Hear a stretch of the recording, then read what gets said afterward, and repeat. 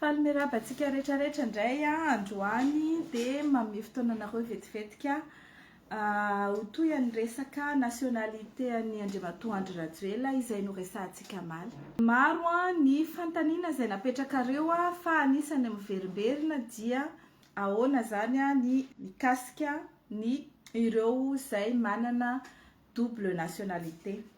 Raha fitily koa ny zavatra mitranga ho an'izay androany vao manaraka dia izao. Araky ny lalàna ao anatin'ny code de nationalité malagasy izay mbola manakery hatramin'izao dia voalaza ao anatin'ny article 42 fa izay malagasy feno taona ka maka zoom-pirenena vahiny dia very automatikany zoom-pirenena malagasy izay nananany.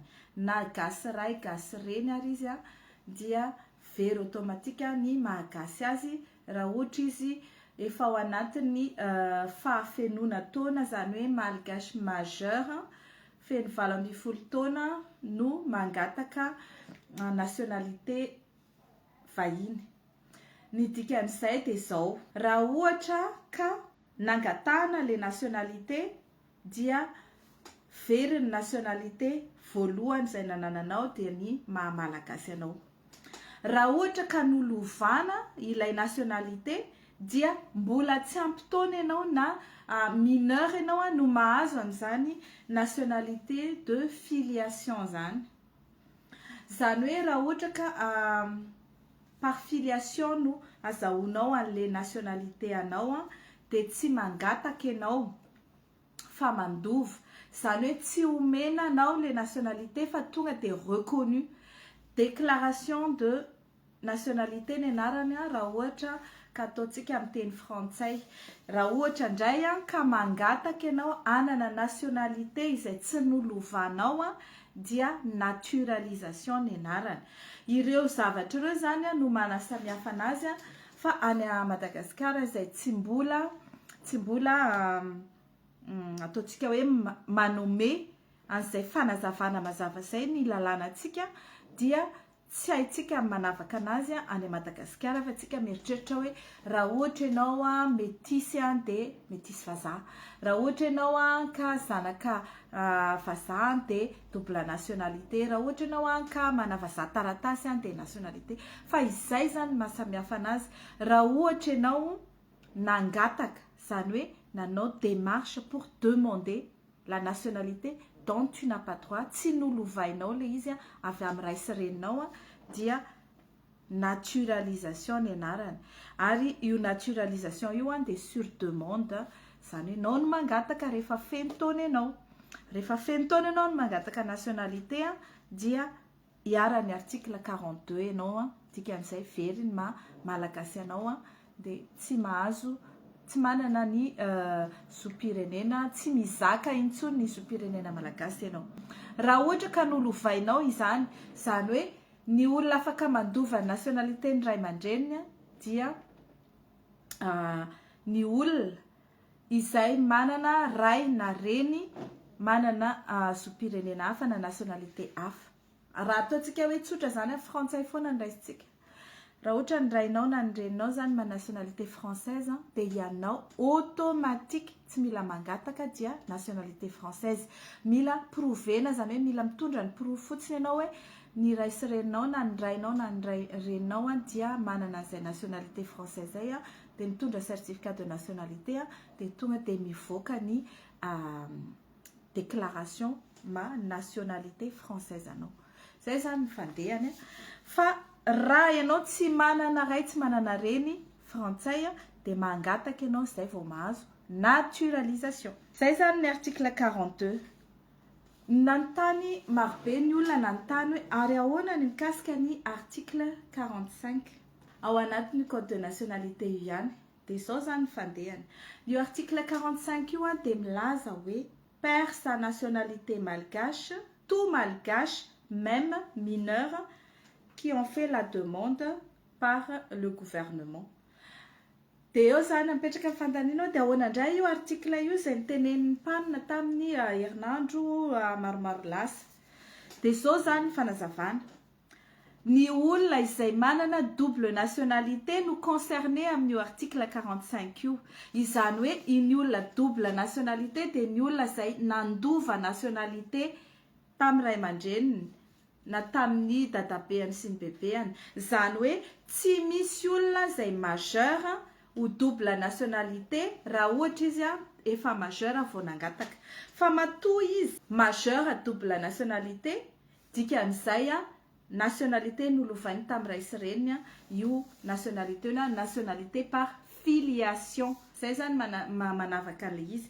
Io nationalité par filiation io ihany no ahafahana manana plurinationalité, ahafahanao manana nationalité malagasy akoatra ny nationalité hafa. Rehefa tsy par filiation le izy dia nangatahanao volontairement. Raha par filiation le izy dia manana droit ianao mananjo ianao tazona zany nationalité anao zany. Zay olona mandova ny nationalité andray aman-dreny na ny dadabeany sy ny bebeny zany dia concerné amin'io article 45 io raha ohatra izy ka mangataka ny tsy hizaka intsony ny zoam-pirenena malagasy. Fa ianao izay mangataka nationalité rehefa feno taona dia tsy mipetraka akory ny fantaniana satria tsy mikasika anao ny hoe fahaverezan'izay nationalité sur autorisation izay. Tsy mila mangataka autorisation akory ianao fa ny article 43 no miatra aminao. Ina voalaza ny article 43 io? Ny article 43 milaza hoe toutefois les personnes qui sont enrôlées ao anatin'ny miaramila, zany hoe enrôlées ao anatin'ny tafika malagasy, zany hoe ny maramila ao anatin'ny tafika malagasy ao anatin'ny feptaona 15 dans les 15 ans, ao anatin'ny 15 taona ny dirany tao anatin'ny nazahoany an'le nationalité vahiny dia tsy maintsy mangataka autorisation amin'ny gouvernement izy izay vao mahazo manala izay vao very aminy izay nationalité izay. Fa ny fantaniana amin'ny antsika zany hoe Rajoelina ve ao anatin'ny maramila, sa izy ve voasoratra anatin'ny registre de recensement ho tsaraina maramila. Rehefa tsy izay izy dia ao anatin'le catégorie hoe toutes les autres personnes ne sont pas concernées, ne sont pas astreints à demander l'autorisation du gouvernement des votanistes. Toutes les personnes déchargées du service militaire, arini tous les hommes qui sont déchargés du service militaire. Satria efa navita service militaire izy na efa dispensé de service militaire. Dikan'izay zany tous les hommes feno taona izay efa navita ny fitsara-maramila. Ny izay fantaniana mikasika ny article 45 iny.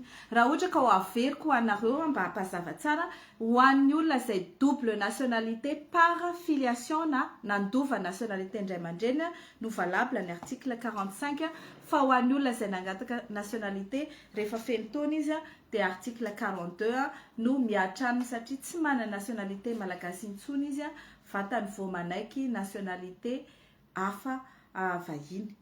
Ho an'ny ty zavatra mampikorotana antsika Madagasikara ty zany dia izao. Miverina isika amin'ny Andriamatoa Andry Rajoelina izay nahazo ny nationalité tamin'ny 19 novembre 2014 averiko ihany. Amin'ny fotoana izay nazahoany an'izany décret de naturalisation zany dia very tanteraka ny fizakana ny zoam-pirenena malagasy ho an'Andriamatoa Andry Rajoelina. Noho izany dia izay zavatra rehetra nataony manomboka teo dia tsy manan-kery ama malagasy azy. Ny filatsahana nofidiana tamin'ny 2018 dia tsy manan-kery, zany hoe frappé de nullité.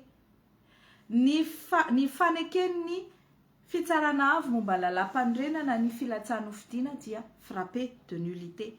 Ny fahalaniny tamin'ny décembre tamin'ny janvier 2019 dia frappé de nullité, ary ny zavatra rehetra nataony en tant que président de la République dia frappé de nullité.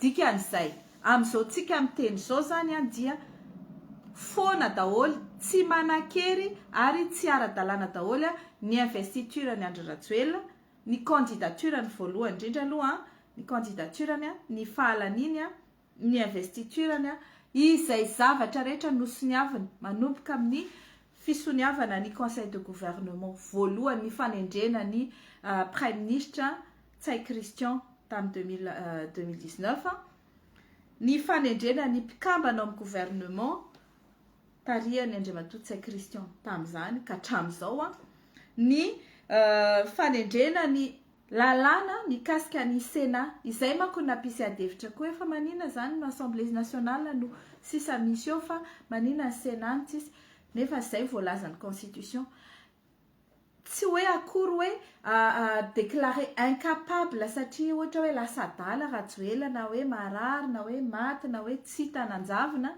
fa nohon'ny incapacité ataontsika hoe civique, incapacité civique izaka ny zoom-pirenena malagasy no nahatonga azy tsy afaka milatsaka hofidiana araky ny article 46 ny code ny constitution.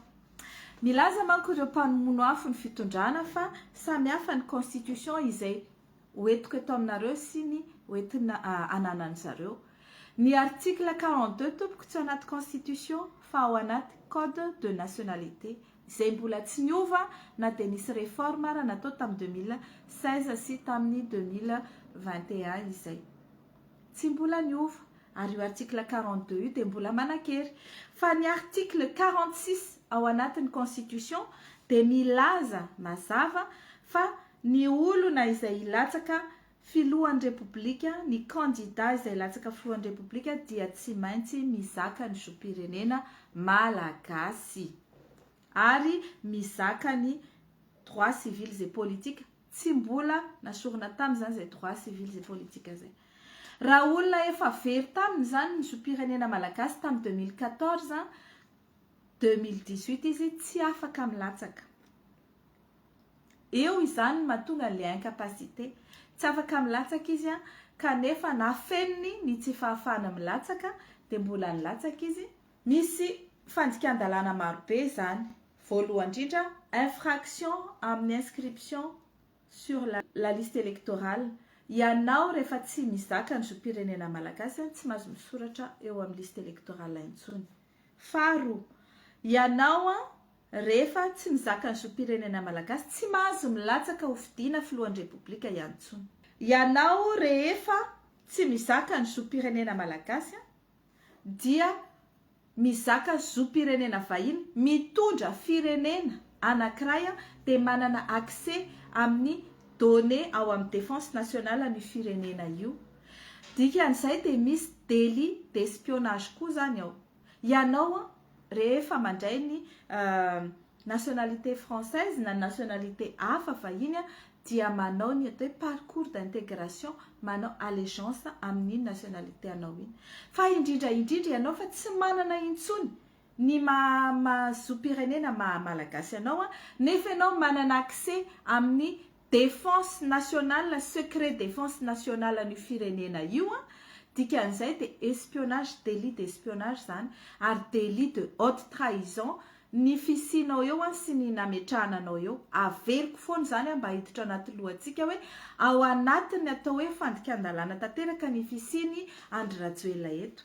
Ny sisa tafajanona amin'ireo institution izay napetraka Rajoelina satria tsara fantatritsika fa ny constitution dia milaza en cas de vacance du président de la république dia ny président Sénat no mitondra. Ny loza nefa dia izao. Andry Rajoelina ihany koa no nanova ny lalàna mifeny Sénat nefa ny araka ny teniko teo dia nul daholo ary tsisy manan-kery daholo ny lalàna rehetra ny soniaviny Andry Rajoelina sy izay zavatra rehetra nataony soni. Ny sisa tafajanona amin'ireo institution izay napetraka Rajoelina satria tsara fantatritsika fa ny constitution dia milaza en cas de vacance du président de la république dia ny président Sénat no mitondra. Ny loza nefa dia izao. Andry Rajoelina ihany koa no nanova ny lalàna mifeny Sénat nefa ny araka ny teniko teo dia nul daholy ary tsisy manan-kery daholy ny lalàna rehetra ny soniavy ny Andry Rajoelina sy izay zavatra rehetra nataony Sony. Dikan'izay zany lalàna mametraka ny Sénat sy nampifidy ny Sénat ary nanendry ny Sénat dia tsy manan-kery. Rava zany ny présidence, rava ny gouvernement, rava ny Sénat. Ny Assemblée nationale zany no mbola misy ataontsika hoe s'apprête à discussion mbola azo edina hevitra faratena zoina dia izao loi 2018-010 du 11 mai 2018 relatif aux élections des députés à l'Assemblée nationale no mametraka ny député ao à Madagascar. Ny fidianana an'ireo député ireo nefa dia tamin'ny décret 2019-056 du 1er février 2019 zany hoe Andry Rajoelina koa nanao Sony azy. Eo zany mipetraka amin'ny fanontaniana hoe ireo olona izay nofidiny vahoaka amin'ny alalan'ny lalàna napetraky ny filoha teo aloha Rajaonarimampianina ve manan-kery amin'izao lazaiko hoe tsy misy fanjakana mahefa intsony ao Madagasikara fa vacant ny siège ny filohan'ny république. Dikan'izay zany dia eo mipetraka fanontaniantsika ary mbola hovalitsika amin'ny andro manaraka izany fa raha izay no izy karaha ohatra manan-kery ny fifidianany vahoaka malagasy ny député rehetra izay tarihan'ny Ramatoa Christine Razanamahasoa dia Christine Razanamahasoa zany no mitarika ny fitondrana malagasy amin'izao. Isika nefa malala tsara fa tsy masakory manohitra ny filohan'ny république ity président ny Assemblée nationale ity na dia fatany arany lalàna. Izy moa no anisan'ny teny an'ity article 45 tia ka dia asaitsika izy hamaky tsara n'io article 45 io ho an'ny olona izay manana double nationalité ho no valable ny article 45 fa ho an'ny olona izay feno taona vao nahazo nationalité hafa dia article 42 point barre no miatra.